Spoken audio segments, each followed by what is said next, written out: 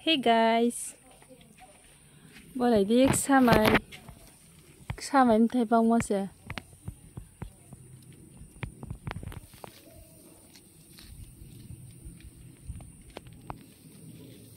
này cái điều trong xí rồi bông mà sẽ thấy tôi mà rồi xịt tôi mà đẹp thấy cái tôi có ô dòng pho tổ này thì dòng pho băng mà xí thấy bông mà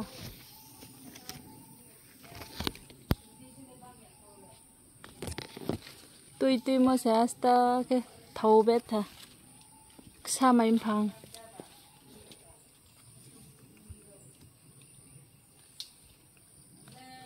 dòng pho tổ dòng tổ là rồi băng mà xí bà xa mà ai